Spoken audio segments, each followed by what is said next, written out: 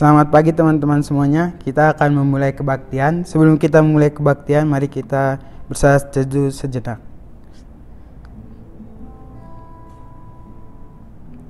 Teman-teman diundang untuk bangkit berdiri dan kita akan menyanyikan lagu Suci, Suci, Suci.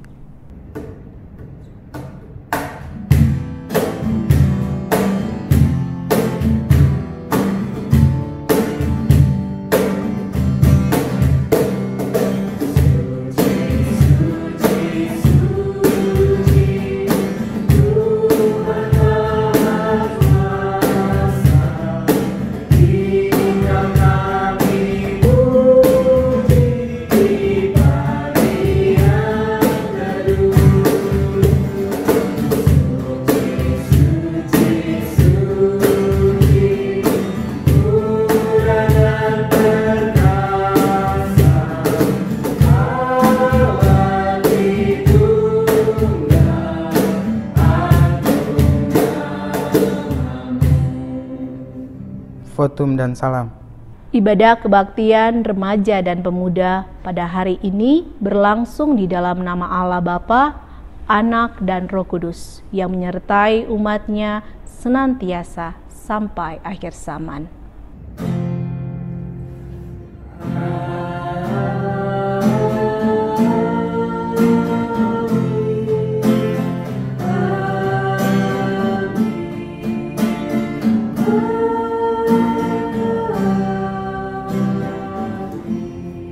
Kasih karunia dari Allah Bapa, Anak dan Roh Kudus beserta saudara sekalian. Oke, semuanya boleh duduk. Teman-teman, pada hari ini kita akan merenungkan sebuah tema yaitu Everybody is Different. Kita diajak untuk belajar bagaimana remaja dan pemuda Kristen untuk dapat hidup bersama di tengah kemejumakan dan dipanggil untuk memperjuangkan hidup bersama tanpa intoleransi. Untuk lagu selanjutnya kita akan menyanyikan dari pujian Pribadi yang Mengenal Hatiku.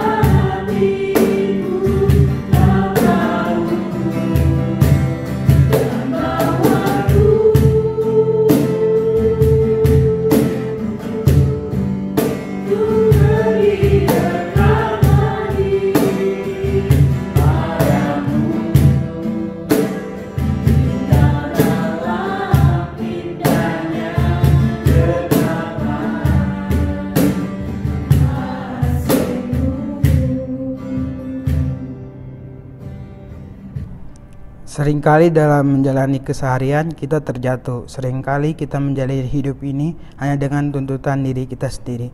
Dalam waktu ini, mari kita melihat kembali hidup kita sejauh ini.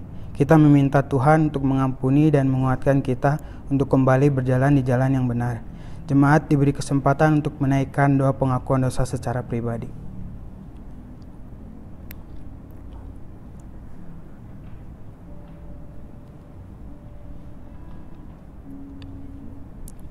Mohon ampun jikalau seringkali dalam hidup kita tidak melibatkan Tuhan dalam pergumulan hidup, tidak mengandalkan Tuhan, hidup jauh dari Tuhan.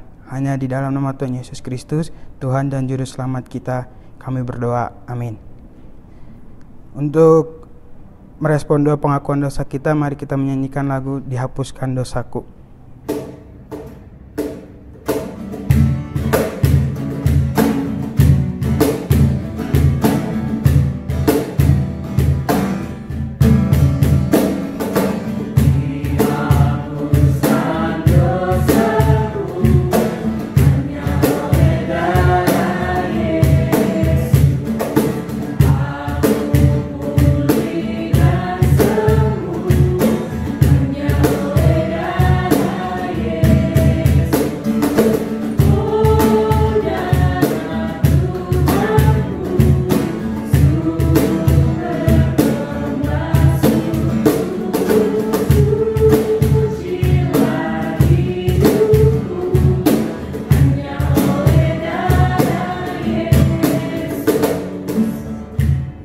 Berita anugerah, semua bangkit berdiri.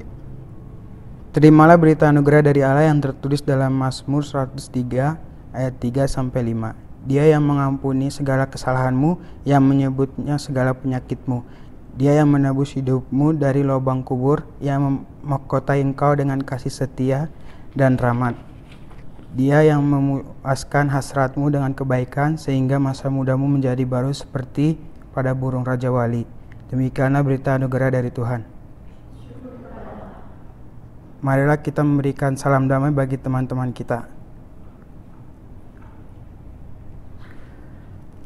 Mari kita membuka hati kita untuk mendengarkan firman Tuhan dengan menaikkan pujian, "Kusiapkan hatiku Tuhan."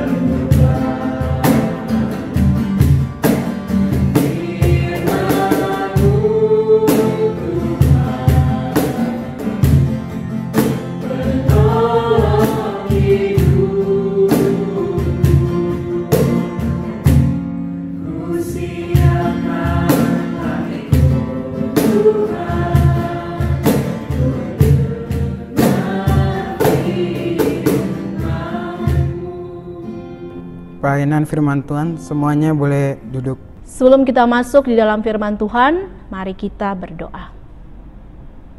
Kami saat ini ingin memberikan hati dan pikiran kami untuk merenungkan firman-Mu. Biarkanlah kami tidak mengeraskan hati kami dan mau menuruti apa yang ingin Tuhan kehendaki di dalam kehidupan kami. Dan biarlah Roh Kudus yang akan menuntun kami sehingga kami terus dimampukan melakukannya hari lepas hari. Berfirmanlah Tuhan, hanya dalam nama Tuhan Yesus kami sudah berdoa. Amin. Selamat pagi adik-adik. Firman Tuhan kita pada pagi hari ini terambil dari 1 Korintus 8 ayatnya yang pertama sampai ayatnya yang ke-13. Dan mari kita membacanya bersama-sama. Lembaga Alkitab Indonesia memberi judul tentang persembahan berhala. Tentang daging persembahan berhala, kita tahu kita semua mempunyai pengetahuan. Pengetahuan yang demikian membuat orang menjadi sombong, tetapi kasih membangun. Jika ada seorang menyangka bahwa ia mempunyai sesuatu pengetahuan, maka ia belum juga mencapai pengetahuan sebagaimana harus dicapainya. Tetapi orang yang mengasihi Allah, ia dikenal oleh Allah. Tetapi hal makan daging persembahan berhala kita tahu, tidak ada berhala di dunia dan tidak ada Allah lain daripada Allah yang Esa. Sebab sesungguhnya apa yang disebut Allah, baik di sorga maupun di bumi, dan memang benar ada banyak Allah dan banyak Tuhan yang demikian. Namun bagi kita hanya ada satu Allah saja, yaitu Bapa, yang daripadanya berasal segala sesuatu yang untuk Dia kita hidup, dan satu Tuhan saja, yaitu Yesus Kristus, yang olehnya segala sesuatu telah dijadikan dan yang karena Dia kita hidup. Tetapi bukan semua orang yang mempunyai pengetahuan itu. Ada orang yang karena masih terus terikat pada berhala makan daging itu sebagai daging persembahan, dan oleh karena hati nurani mereka lemah, hati nurani mereka itu didodai olehnya. Makanan tidak membawa kita lebih dekat kepada Allah. Kita tidak rugi apa-apa kalau tidak kita makan, dan kita tidak untung apa-apa kalau kita makan. Tetapi jagalah supaya kebebasanmu itu jangan menjadi batu sandungan bagi mereka yang lemah. Karena apabila orang melihat engkau yang mempunyai pengetahuan sedang duduk makan di dalam kuil berhala, bukankah orang yang lemah hati nuraninya itu dikuatkan untuk makan daging persembahan berhala? Dengan jalan demikian, orang yang lemah, yaitu saudaramu yang untuknya Kristus telah mati, menjadi binasa karena pengetahuanmu. Jika engkau secara demikian berdosa terhadap saudara-saudaramu dan melukai hati nurani mereka yang lemah, engkau pada hakikatnya berdosa terhadap Kristus. Karena itu, apabila makanan menjadi batu sandungan bagi saudaraku, aku untuk selama-lamanya tidak akan mau makan daging lagi, supaya aku jangan menjadi batu sandungan bagi saudaraku. Demikian pembacaan firman Tuhan. Berbahagialah kita yang sudah membaca dan akan merenungkannya dalam kehidupan kita. Haleluya. Selamat pagi adik-adik. Tema firman Tuhan buat kita semua saat ini adalah everybody is different. Betul, karena bahkan saudara yang kembar pun, identik pun pasti punya perbedaan. Mungkin ada perbedaan fisik yang kecil, tidak nampak, sama seperti dulu ada murid kakak yang kembarnya cukup identik, dan akhirnya kami lama-lama tahu membedakan mereka. Salah satu dari lewat bentuk hidung, dan kemudian ada satu yang punya tai lalat sekitar sini. Berarti mau mirip apapun tetap ada bedanya. Nah, jadi tidak ada seorang pun yang sama. Pasti ada perbedaan di antara kita semua. Dan perbedaan yang kita mau bahas saat ini bukan lagi perbedaan yang sederhana dan mendasar seperti itu. Karena kakak akan membacakan hasil sebuah temuan. Salah satu sumber konflik yang rentan katanya muncul di tengah-tengah masyarakat beragam adalah perbedaan agama. Center of Strategic and International Studies pernah melakukan survei pada tahun 2012 dan menemukan bahwa toleransi beragama orang Indonesia tergolong rendah. Betul, ini survei 8 tahun yang lalu. Tapi rasanya apakah sudah banyak mengalami perubahan? Tentu kita tahu seperti apa kondisi Indonesia sampai hari ini. Hasil survei tersebut menunjukkan bahwa sebanyak 59,5% responden katanya tidak berkeberatan untuk bertetangga dengan orang beragama lain. Tetapi masih ada 33,7% yang menjawab sebaliknya. Kemudian naik ke pertanyaan berikutnya. Apa pendapat mereka jika ada umat beragama lain membangun tempat ibadah? Kalian tahu berapa hasil surveinya? 68,2 menyatakan lebih baik tidak dilakukan. Sederhananya menolak. Dan yang menyetujui cuman 22,1%. Temuan dari lembaga survei ini menjadi peringatan bagi kita semua bahwa ternyata intoleransi menjadi tantangan bersama bagi masyarakat majemuk. Tentunya tantangan untuk kita Indonesia. Nah, perbedaan itu juga yang muncul dalam bacaan kita tadi. Kepada jemaat Korintus, Rasul Paulus menasihatkan pentingnya merendahkan diri dan menghargai cara pandang orang lain. Dan dalam bacaan kita ini, ternyata di kota Korintus, dalam jemaat tersebut, ada perdebatan antara dua kelompok tentang makan daging. Dagingnya daging khusus, karena daging itu daging yang sudah dipersembahkan sebagai kurban penyembahan di kuil. Di kota Korintus terdapat kuil-kuil yang melakukan ritual penyembahan berhala dengan menggunakan daging. Kemudian selesai dipakai, daging tersebut dipersembahkan, kemudian dijual di pasar. Ya. Banyak ternyata anggota jemaat Korintus membeli daging itu untuk dikonsumsi. Situlah muncul perdebatan dan perbedaan pendapat di dalam jemaat Korintus. Ada sejumlah jemaat yang menganggap bahwa makan daging tersebut bukan sebuah masalah. Karena pemikiran mereka seperti ini. Dewa-dewi sesembahan itu tidak ada, sebab yang ada hanyalah Allah yang esa. Karena itu tidak perlu takut untuk makan daging tersebut. Sayangnya, tidak semua jemaat setuju. Ada di sisi lain yang punya pandangan yang berbeda. Kata mereka yang berpandangan berbeda itu seperti ini. Meyakini kalau mengkonsumsi daging tersebut sama dengan mengikuti ritual beribadah dengan menyembah dewa-dewa di kuil tersebut. Karena ketika mengkonsumsi itu kita ikut-ikutan katanya menyembah. Kata jemaat Korintus kepada jemaat yang makan itu. Akibatnya kesatuan jemaat Korintus terganggu.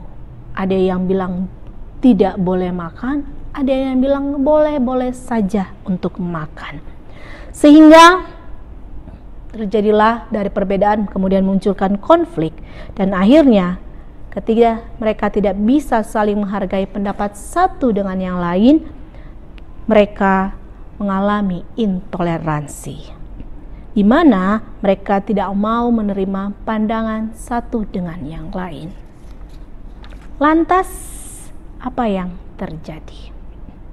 Rasul Paulus menasihatkan kepada jemaat Korintus seperti ini. Ketika perbedaan itu terjadi, bukan berarti setiap anggota jemaat boleh mencela atau menghakimi anggota jemaat lain yang memiliki cara pandang yang berbeda. Karena ketika seseorang tidak mau menghargai sesamanya berdasarkan pendapat dan pemahaman dan cara pandangnya, itu sama saja seseorang sudah melukai, menyakiti perasaan sesamanya. Dan tentunya tindakan melukai hati sesama itu bukanlah hal yang dikehendaki oleh Tuhan Yesus. Oleh karena itu, jemaat Korintus diingatkan oleh Rasul Paulus lewat 3 poin utama yang harus mereka perhatikan dan juga nantinya harus kita perhatikan ketika kita melihat begitu banyak perbedaan dengan kita dan orang lain. Yang pertama, kita diajak dalam melakukan sesuatu, pertimbangkanlah orang lain. Apakah yang kita lakukan itu benar-benar aman bagi diri kita sendiri dan tidak cukup untuk diri kita sendiri. Bagaimana dengan orang lain? Sehingga kita dalam melakukan segala sesuatu itu dikelola lewat hati nurani untuk mempertimbangkan apakah tindakan kita ini melukai perasaan orang lain atau tidak. Hanya untuk kesenangan saya saja? Atau kalau saya senang, orang lain sakit hati enggak? Atau ketika saya lakukan ini baik untuk saya, baik juga buat orang lain. Itu yang harus kita miliki. Dan poin yang kedua, menghakimi sesama merupakan tindakan yang harus dihindari. Karena kata Rasul Paulus, ketika kita sudah punya pemikiran dan tindakan menghakimi orang lain, itu biasanya berangkat dari kesombongan. Dan tentu kita tahu, Tuhan Yesus tidak menghendaki kita untuk bersikap arogan dan sombong hanya karena perbedaan pendapat atau perbedaan-perbedaan lainnya. Kemudian yang ketiga, Rasul Paulus menasihatkan pentingnya memahami kebenaran yang sejati.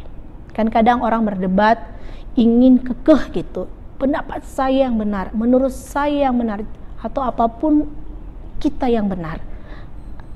Perlu kita cek apakah itu berlandaskan kasih atau hanya ego kita, ingin menang, ingin membuktikan kita yang benar.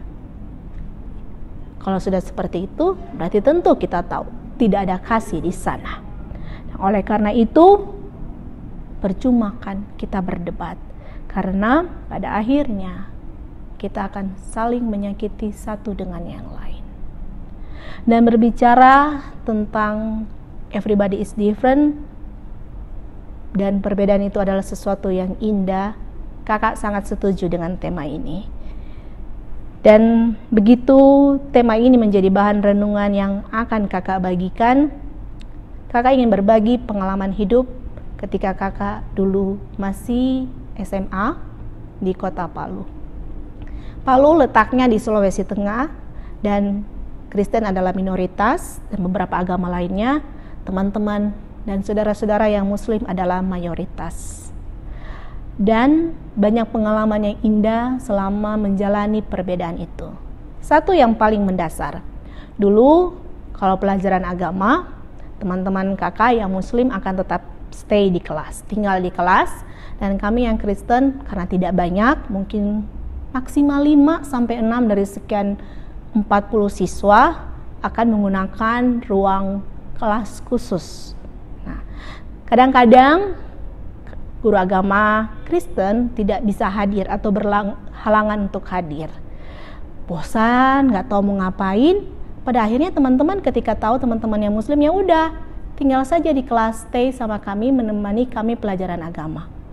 Bukan untuk diajarkan, mereka bilang daripada kamu jalan-jalan, panas di luar, ya sudah masuk, kami yang Kristen diajak masuk. Dan kami menikmati lihat mereka belajar, praktek sholat dan sebagainya. Dan gurunya pun, ya udah gak apa-apa, daripada di luar, panas kamu masuk di dalam saja. Dan itulah perbedaan yang sangat indah buat kakak. Dan nanti kakak yang akan bertanya, itu sholat apa? Kalian melakukan apa? Dan mereka menceritakannya dan hanya memberitahukan pengetahuan mereka tanpa kemudian bertanya, Di agama kamu bagaimana? Tidak ada sama sekali. Dan akhirnya pelajaran agama selesai pun kami lanjut ke pelajaran berikutnya. Sama sekali tidak membahas soal siapa benar, siapa salah, siapa lebih bagus. Kemudian yang paling membekas itu ketika Lebaran. Lebaran biasanya teman kami akan menelpon. Kamu datang ke rumah kan nanti pas Lebaran? Dan ketika mereka menelpon dan bertanya itu adalah pesan amanat dari ibu teman-teman kakak. Karena orang tua mereka ingin menjamu kami agar datang ke rumah dan menikmati makanan saat Lebaran. Dan itu selalu rutin dilakukan tiap tahun, bahkan mungkin sampai masa-masa kuliah. Hanya saja pada saat Lebaran mungkin kakak juga tidak pulang. Dan sampai hari ini itu menjadi sebuah kenangan yang indah dan membuat kakak perbedaan itu bukan sesuatu yang memisahkan, tetapi yang menyatukan kami dan mengajarkan untuk saling menghargai. Karena itu adik-adik, mari kita nikmati perbedaan karena Tuhan menciptakan perbedaan itu untuk kita belajar kasih-Nya, menerima orang lain di luar diri kita sendiri. Tuhan memberkati kita semua. Amin. Mari kita masuk dalam saat teduh kita. Pengakuan iman rasuli, marilah kita bersama mengakui iman percaya kita dengan mengucapkan pengakuan iman rasuli demikian. Aku percaya kepada Bapa yang Maha Kuasa, Khalik langit dan bumi, dan kepada Yesus Kristus anaknya yang tunggal Tuhan kita, yang dikandung dari Roh Kudus, lahir dari akhirat, yang menderita sengsara, bahwa pemerintahan dan Kristus, disalibkan, mati dan dikuburkan, turun ke dalam kejahatan, dan yang ketiga, membagi bala di antara mati, naik ke surga, duduk sebelah kanan Allah, Bapa yang Maha Kuasa, dan dari sana ia akan datang untuk mengakhiri orang hidup dan mati.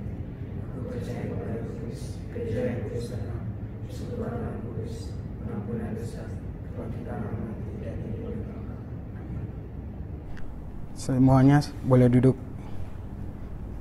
Sekarang kita akan mengucapkan selamat ulang tahun bagi anggota pemuda yang berulang tahun pada tanggal 30 Agustus sampai 6 September. Tuhan Yesus memberkati. Doa syafaat. Mari kita masuk di dalam doa syafaat. Terima kasih Tuhan, Engkau sudah menciptakan kami dengan keunikan kami masing-masing. Dan itu semua adalah berkat Tuhan agar kami diajarkan untuk belajar bagaimana kami menerima orang lain dan orang lain juga mau menerima kami. Dan itulah dasar kasih yang sesungguhnya. Ajar kami untuk tidak takut dengan perbedaan apapun itu. Ajar kami untuk memiliki toleransi dan mau menghargai orang lain. Dan yang terpenting, ajar kami sebagai remaja Kristen tidak menjadi sosok yang arogan, sombong dengan apapun yang kami miliki, sehingga itu menjadi sebuah alasan untuk kami merendahkan orang lain dan tidak menghargai mereka.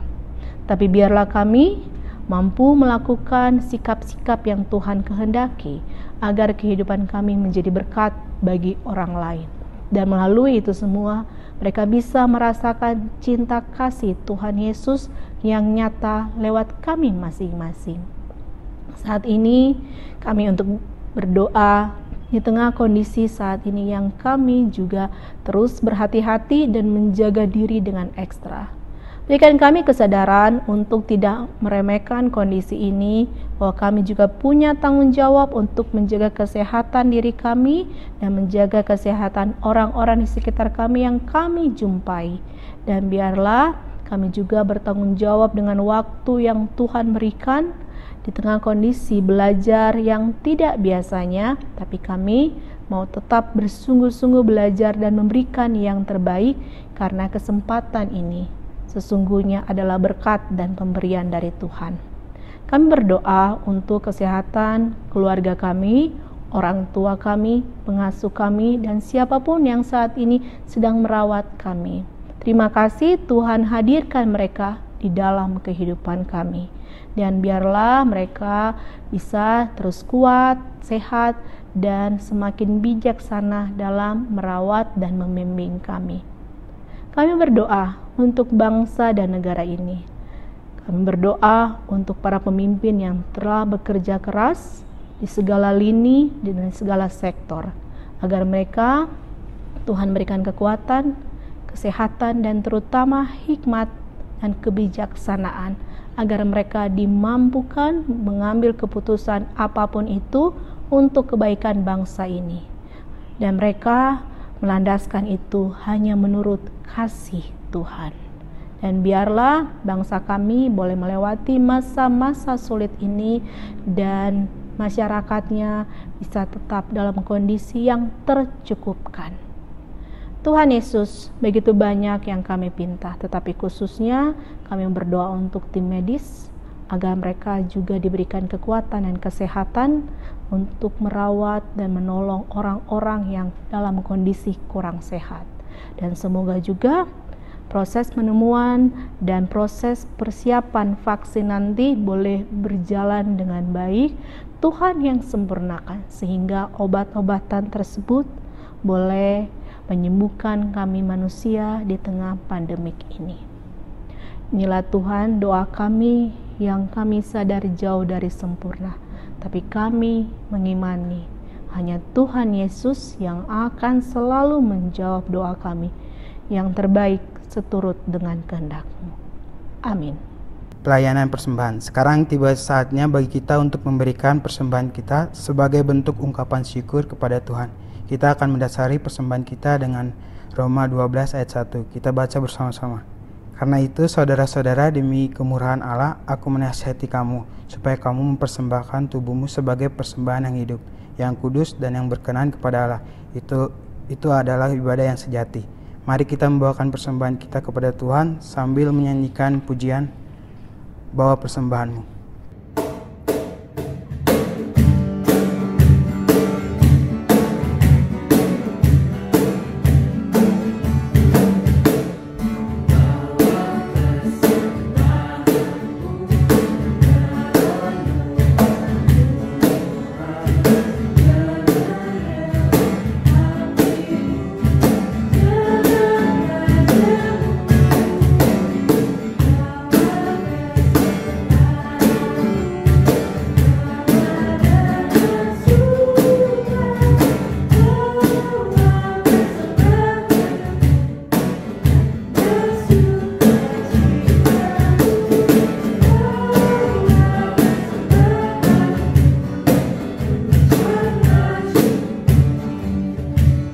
Semuanya bangkit berdiri dan kita akan doa persembahan.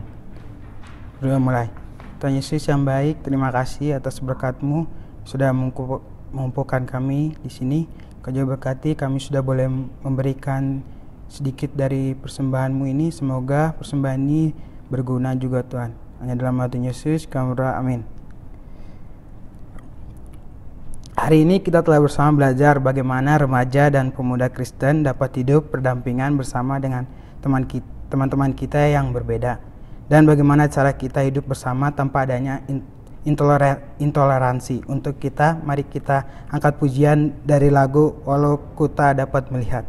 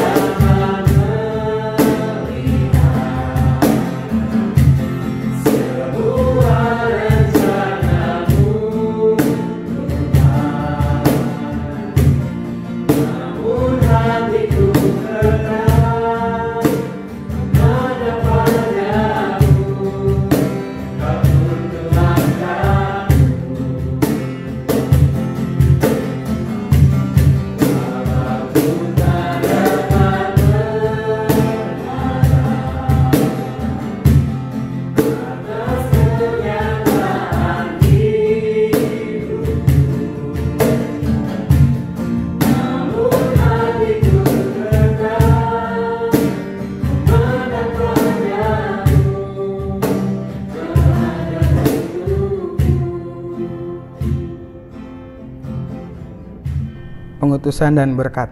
Kini arahkanlah hatimu kepada Tuhan. Jadilah saksi Kristus.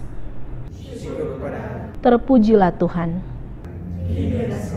Mari kita menerima berkat dari Tuhan. Tuhan memberkati kita dan melindungi kita. Tuhan menyinari kita dengan wajah-Nya dan memberi kita kasih karunia. Tuhan menghadapkan wajah-Nya kepada kita dan memberi kita damai sejahtera.